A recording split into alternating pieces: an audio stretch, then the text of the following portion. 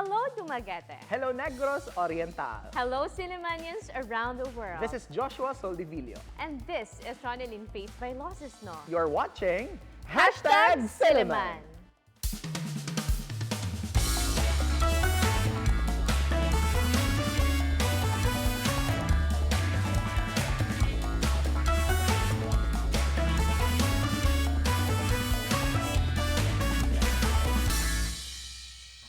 Good evening, everyone. This is a magazine program that talks about different aspects of Silliman University, a program initiated to discuss matters concerning the campus by the sea. Welcome to Silliman. Maayong gabi, dear friends. Thank you very much for making Silliman your Monday night habit. Last week, we toured you around at the Anthropology Museum. And just across the Hibbard Hall, where the Anthropology Museum is situated, is the Science Complex, where the Rodolfo B. Gonzales Museum of Natural History is housed. So tonight, we will be touring you around the Museum of Natural History, and we will be talking about the mobile museum boxes, which you can see at the back. So without further ado, let me introduce our guests for tonight. Starting with, on my right is the Suki of Silliman and the department chair of the biology department, none other than Assistant Professor Lawton Alcala. Hello, sir, and welcome again to Silliman.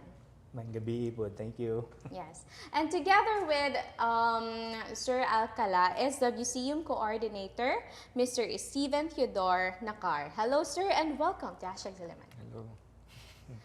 And we also have here a student volunteer who is a fourth-year BS Biology student, Miss Selin A. Toker. Hello, Selin, and welcome to Silliman. Hello po. To start this talk about the Museum of Natural History, let's talk about this mobile museum boxes. What is it all about? And how long has it been here at Silliman University, Sir Alcala? Ay, may gabi usog. Thank you for inviting us sa #Silliman. The pleasure is always ours, sir. Thank you for saying yes to our invite. As always, yeah. Thank you very much again. The museum, the mobile museum boxes are a partnership between the National Museum of the Philippines and the Rodolfo B. Gonzales Museum of Natural History. What transpired was it was offered to us, and with Silliman as the host. Yes. So then we did a memorandum of agreement to loan the exhibit to Silliman and bring it here for around 6 months. I think Sir Esteven knows the details about how the museum boxes came to be here in Silliman. When did it arrive first at Silliman University, and when will it end? So it first arrived on October 1, no? Oh. So we had the opening or the launching on October 1. So it will be here with us for 6 months. So I think the ending would be on April, perhaps. April or February. February. Yeah, Okay. around February. And then, so the museum boxes, it's a traveling exhibition, no? So it showcased different specimens or different land formations that are in the Visayas region.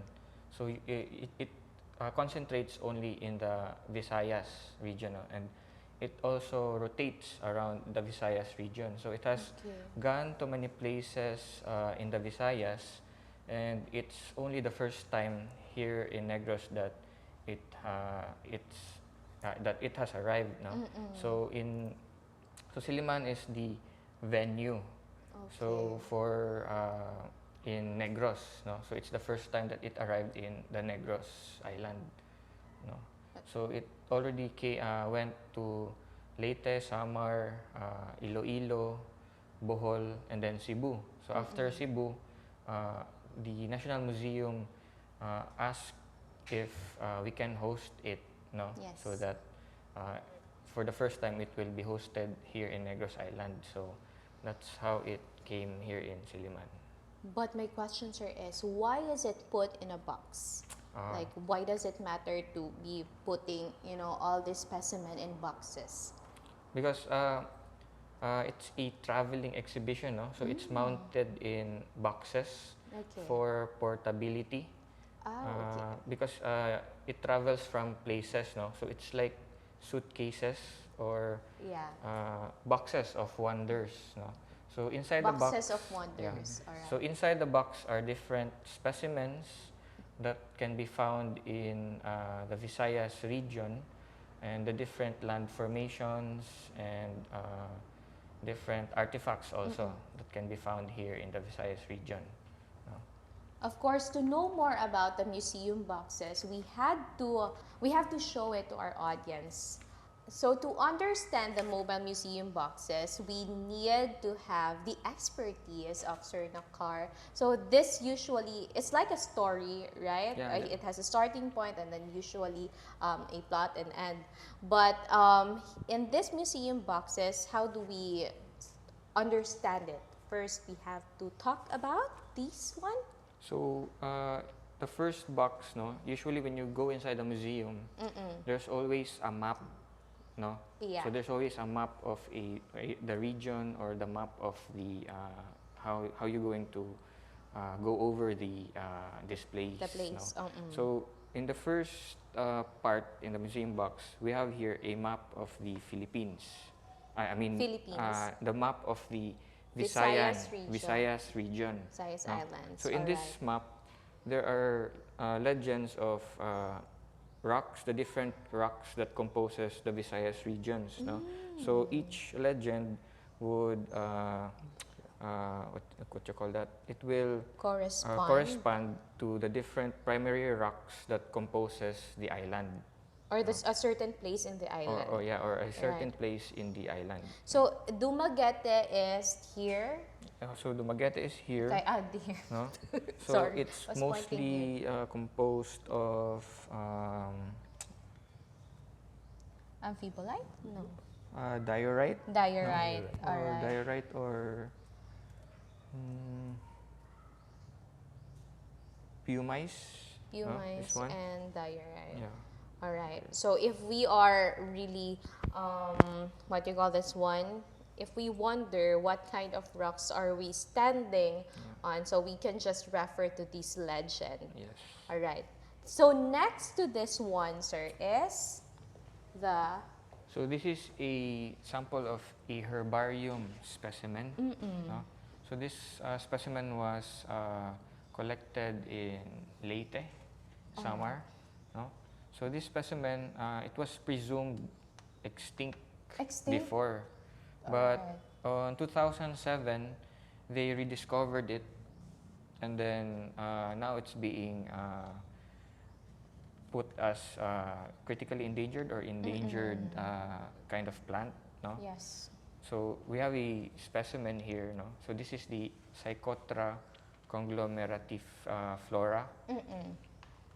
So this is herbarium, an example of a herbarium specimen. What is a herbarium specimen, sir, if I may ask? Our biology majors here. It's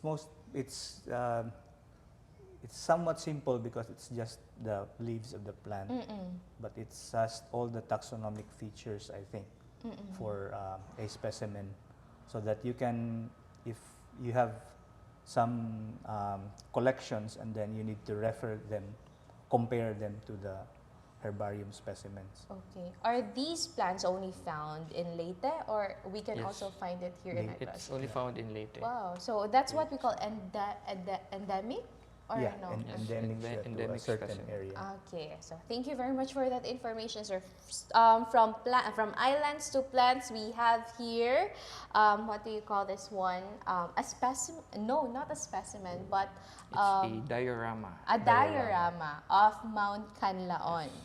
Sige, can you please tell us the story behind this diorama? So this is a diorama, no, featuring Mount Canlaon. So Mount Canlaon is an active volcano Yes. that is found in the Negros Island, no. So it's still part of Negros Oriental. So we have another inactive or dormant volcano in Negros Oriental, which is the Mount Mount Talinis? Talinis. No?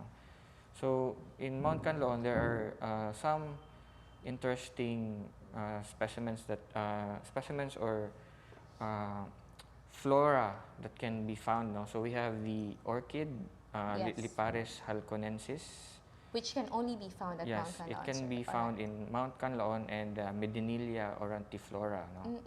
So this can be found in the Mount Canlaon mountain range or forest. Okay. So you should not get those and then try to, because during the pandemic, a lot of people were going crazy with plants, right? So these types of plants should not be, picked Collected. or collected. Yes. Okay, so it must be, it must Protected. stay protected. All right, and we have here, is this diorama also, sir, or what? It's also a diorama of a forest stratification. So it has the different kinds or the different parts of a forest ecosystem. No? So you have the forest floor. So it's mostly composed of your small plants, no, from herbs, shrubs, and Yes. saplings, and maybe fern trees or ferns. No? And then you have the understory. So that's above the forest floor, and the canopy layer or the crown top. No? So it's mostly composed of the leaves of the trees that are above, and you have the emergent layer. So the topmost part of the forest ecosystem. Okay. Sir, Alcala, why do you think it matters to have these kinds of diorama and show it to the people or, to the biology students? Why is it relevant? Why is it important? This is important because the main message that the mobile museum sends is conservation. Yes. So at least most of the students would know that these are the levels of the canopy, these are herbarium specimens, these are shells that are collected, birds that are collected, so that they would know that these are valuable resources that we have in the province. So it gives them the importance, but it would be better to conserve them. Okay. Yeah. No, aside from the floras and faunas, we also have here forest products, which I'll be asking. And let's also talk about Selin being a student leader. What do you usually do here? What's your work? And do you enjoy your work as a student leader here at the biology department? All of those things we'll talk about when #Silliman returns.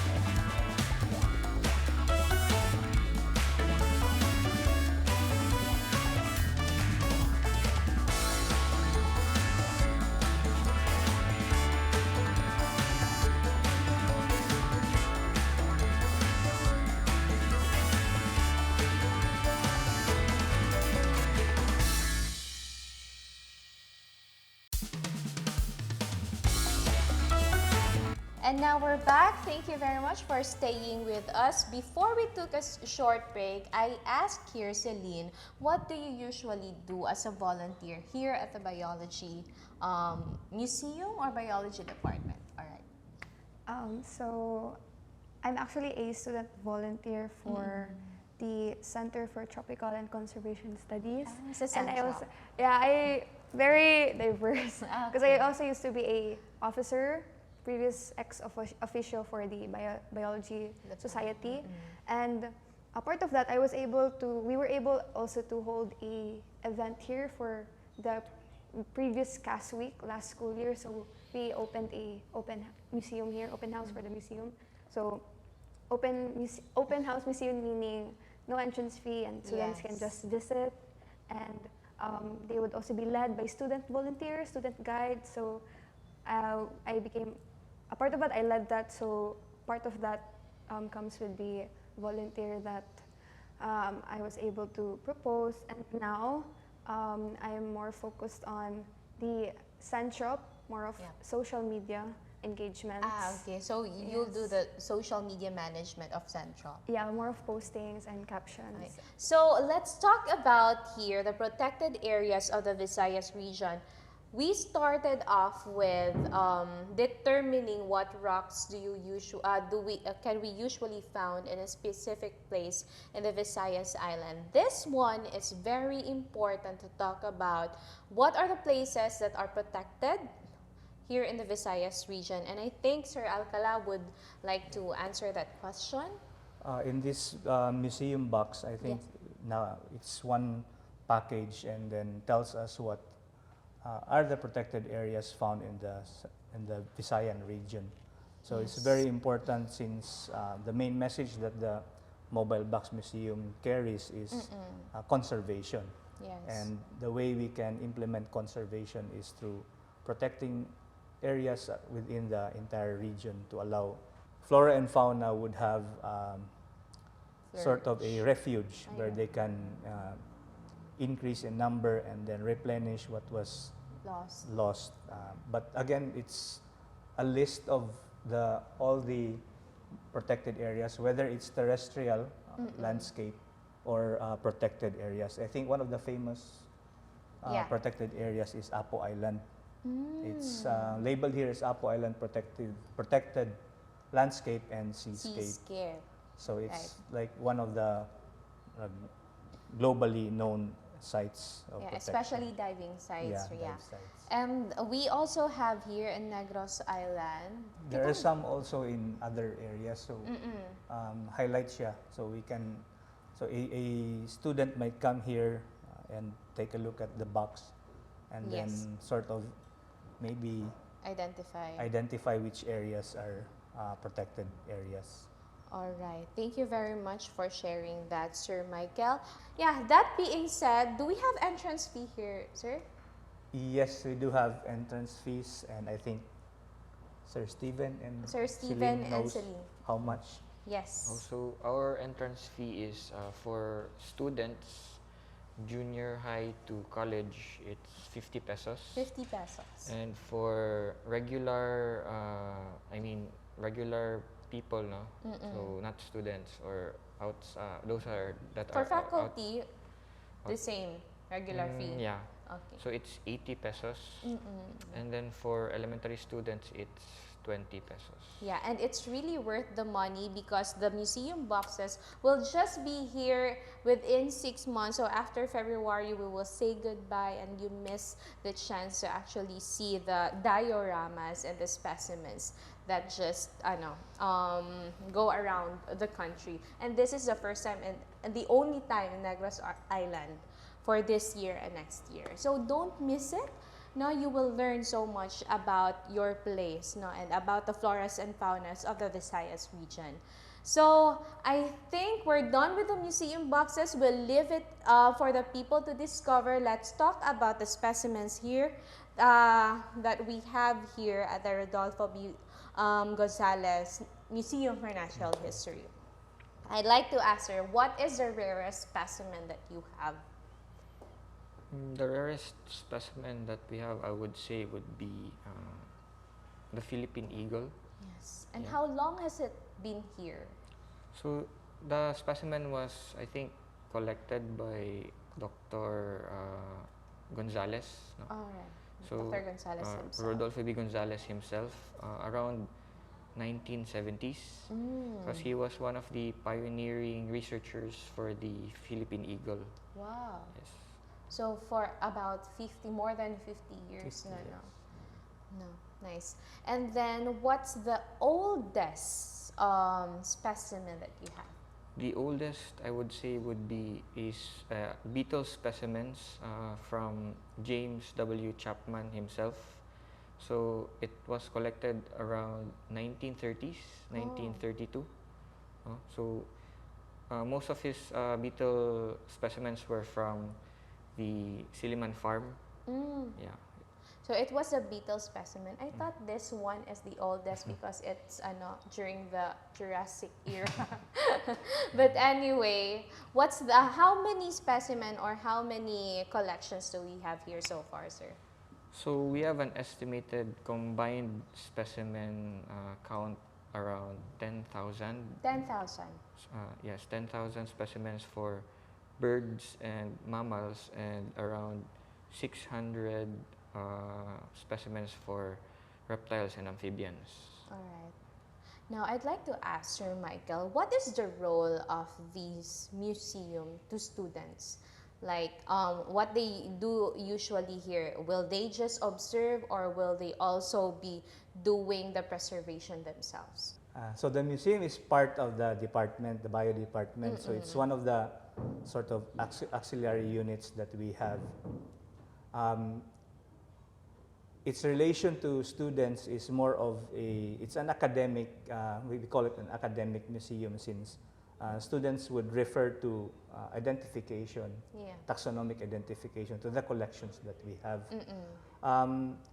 One that connects well with the students is that we researches, thesis work like Selin's work, is all their collections, especially if they study organisms, animals, are reposited here. So the museum is like the repository for specimens that they collect.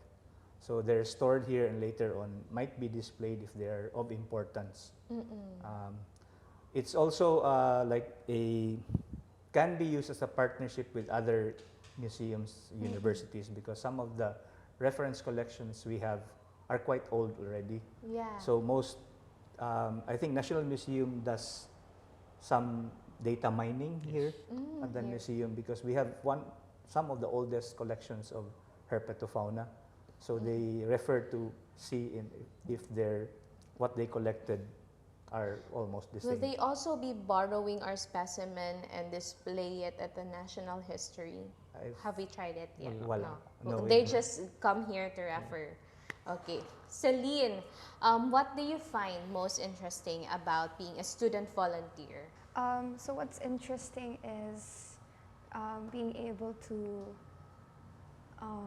be a part of the conservation and preservation actions here in the biology department, since we have classmates that are part of the DOST spotted deer project. So seeing them work in the lab almost like 8 hours a day is just incredible. And besides that, we are engaging, our profs are including us in field works. So we are able to apply our learnings and our, specifically the terrestrial technique methods. So we are able to also do our own statistics on species richness, abundance, and diversity here in Negros. So we are able to really go out of Dumaguete, like in Valencia and all that. Field work.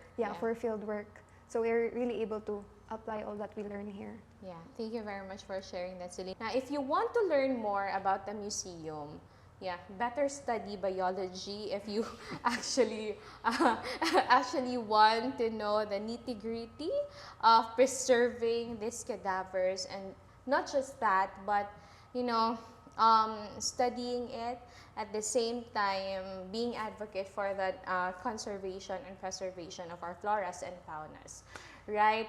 And then can we talk about the different programs at the biology department, like the undergraduate programs and the graduate programs, Sir Michael? For the undergraduate programs, we offer 4 tracks. So although the tracks are not written, but it's a pathway of specialization that the students take. So there's terrestrial research track, and then there's microbio, and then there's pre-med, where they prepare them for medical school. And then last is aquatic, dili marine. Marine belongs to the IEMS. So we have aquatic track. So students are exposed to a number of subjects for that to prepare them. Yeah. But I think what we can like boast of or Yeah. is Be that proud we students are involved hands-on. Okay. So maka-appeal sila sa field work. That's why Selin is also Alright. in. So it's not just theories, but Not also just theories, application. yeah. You'll really what do you call this one? Experience how is it to be with nature and And plus, we're training them to be like for actual practice. So when they work, probably later become researchers, become biologists. Most of the things that they learn here can be applied to their work. So experience-based ba sila? Thank you so much for that, Sir Michael. Now, Sir Esteven, I'd like to ask, why is it important to display this specimen, and what role does it play to our society? Do we also welcome pupils and students from elementary school to tour around this museum? Because I believe this will also, spark their curiosity about our kinaadman, right? So why do you think it's important in our society to have museum like this? It's important because it gives information to people, no? So not just students, but to people on our rich historical flora and fauna background, no? That's also that can be seen in the forest here in Negros, no? So instead of going into the wild or into the forest, it's represented here in this place, no? And it's also important because these specimens can be used for academic purposes, no? For references, for researchers to use, and also students, no? So also to have a better, more understanding in person, or like when you're holding it, you get a better look at the specimen. So instead of just viewing it from afar, no? So that's the importance of museums and its specimens. In addition to that, Sir Michael? It's more of like giving them a glimpse of what we have, and then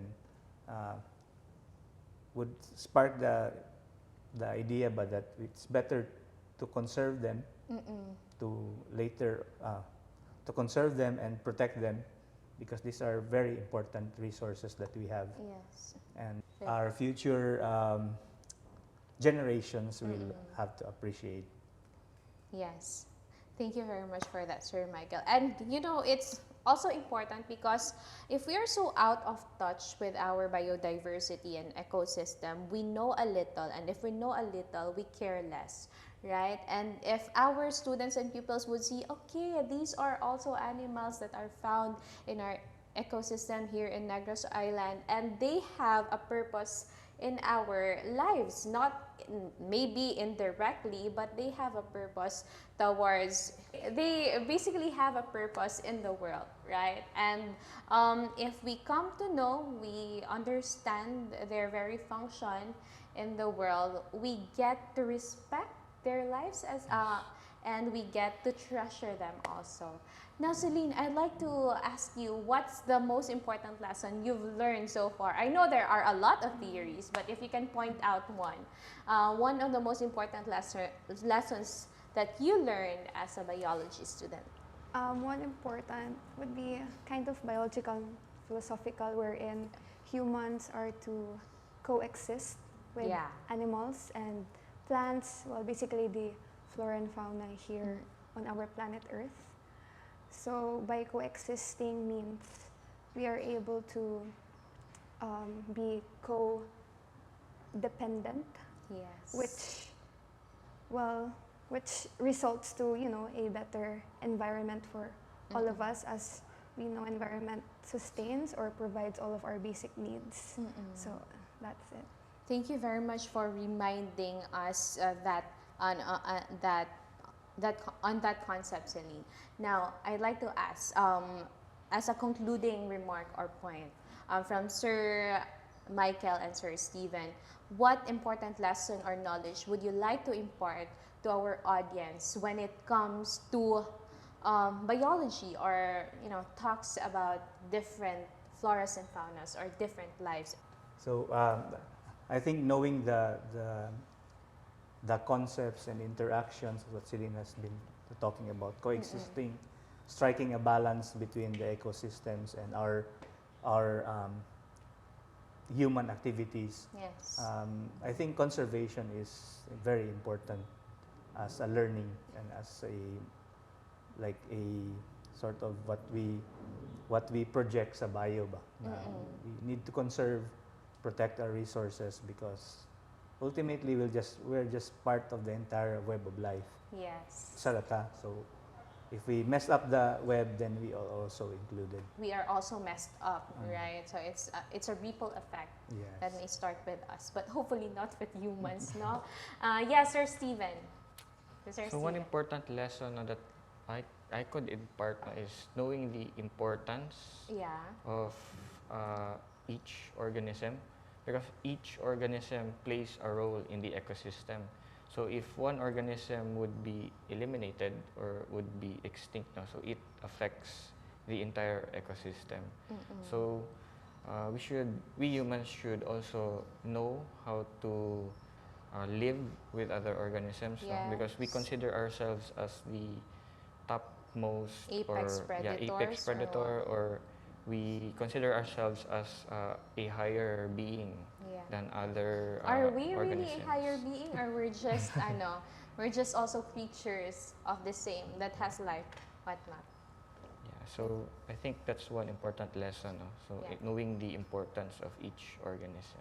Yeah, the importance of every organism also correlates to our importance as as human beings, right? And it reminds me of the African proverb, non-verbatim. The things that we have now are the things that we borrow from our grandchildren, right? So basically, if we borrow something, we must take care of it, no? And if we destroy it, ano pa bang ibabalik natin sa future generation and whatnot?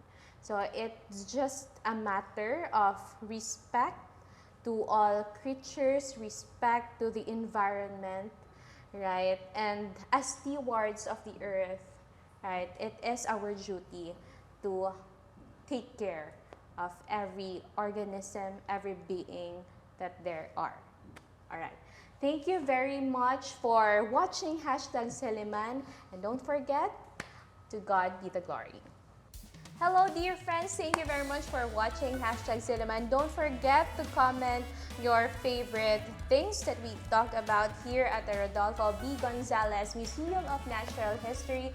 What do you want to see? Perhaps, the cadavers of birds.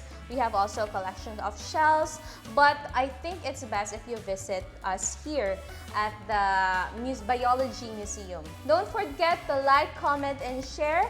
We have a Facebook page that is #Silliman, and we also have a YouTube account still, #Silliman. Don't forget to click the notification bell to get more updates. You can watch us at Channel 6 Field Products every Monday at 8 p.m. Replays will be shown every Tuesday before the noontime news and every Saturday after the noontime news. On behalf of Joshua Soldivillo, this is Ronelyn Vailoces-No. See you next week, only here on #Silliman.